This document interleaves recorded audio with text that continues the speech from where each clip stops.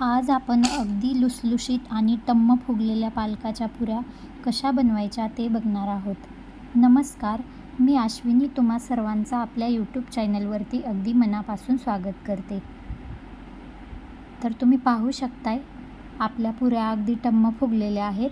या पुऱ्या कशा बनवायच्या आहेत ते आज आपण पाहणार आहोत. चला तर मग आपण आपल्या रेसिपीला सुरुवात करूया. तर चला आता सगळ्यात पहिल्यांदा आपण भाजी स्वच्छ धुवून घेऊया. स्वच्छ धुवून घेतल्यानंतर यातलं सगळं पाणी काढून टाकायचं आणि त्यानंतर आपण ही भाजी उकळण्यासाठी गॅसवरती ठेवूया. भाजी जास्त वेळ उकळून नाही घ्यायची, अगदी 5 ते 10 मिनिट भाजी उकळून घ्यायची.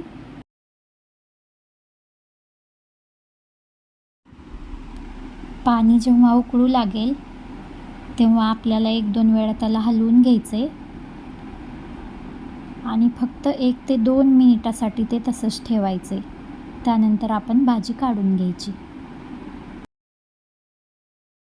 त्यानंतर लागणाऱ्या साहित्यामध्ये आपण घेऊया अद्रक, लसूण, मिरची, ओवा जिऱ्याची पूड आणि तीळ.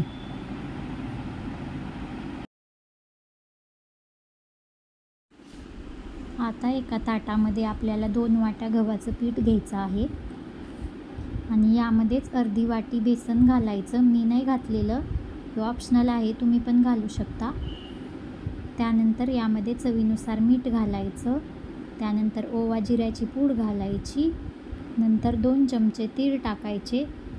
यानंतर मी थोडीशी हळद टाकली आहे.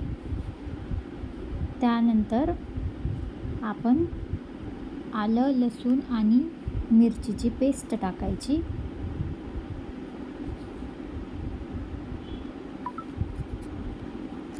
हे सगळं आता आपण व्यवस्थित मिक्स करून घ्यायचे.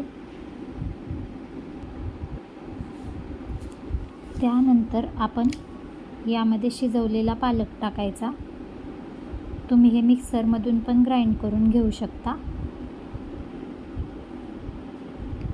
त्यानंतर हा पालक पिठामध्ये अगदी चुरून मिक्स करून घ्यायचा.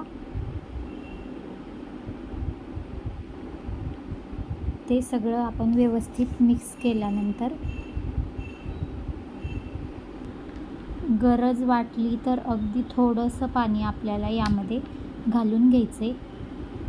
मी हे पाणी अगदी जे पालक शिजवली होती तेच पाणी मी यामध्ये वापरलेलं आहे. आता हे सगळं आपण व्यवस्थित एकत्र मिक्स करून घेऊ.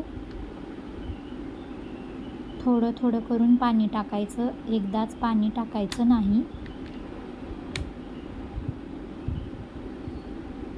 आपण जशी रेग्युलर पुऱ्याला घट्ट कणिक मळतो अगदी तशीच मळून घ्यायची आहे.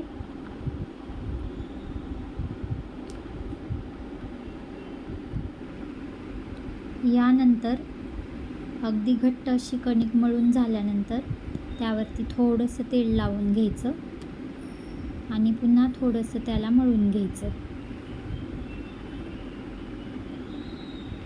बघू शकताय तुम्ही, हे सगळं व्यवस्थित एकदा मळून घ्यायचं. आणि आता एक 10 मिनिटासाठी यावरती झाकण ठेवून याला छानपैकी मुरू द्यायचं आहे. तर जवळपास 10 मिनिटांनी मी हे उघडून बघते आणि आता आपल्याला याचा छोटा गोळा करून घ्यायचा आहे.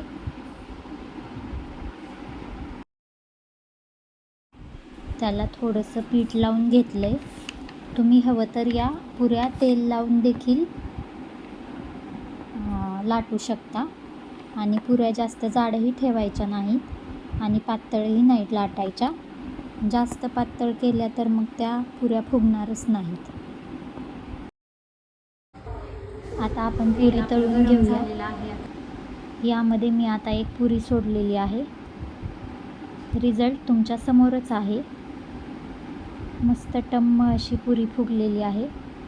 तुम्ही बघू शकताय किती छान अशी पुरी फुललेली आहे.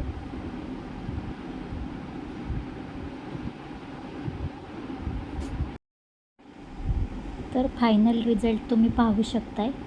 आपल्या पुऱ्या किती मस्त मऊ लुसलुशीत आणि रंग पण किती सुरेख आलेला आहे. तुम्ही पण या पुऱ्या नक्की ट्राय करून पहा. चवीला खूप मस्त आणि खमंग अशा या पुऱ्या होतात. या पुऱ्या दह्यासोबत तर खूपच टेस्टी लागतात आणि नुसत्या खाल्ल्या तरी छान लागतात. तर कशी वाटली मग आजची रेसिपी?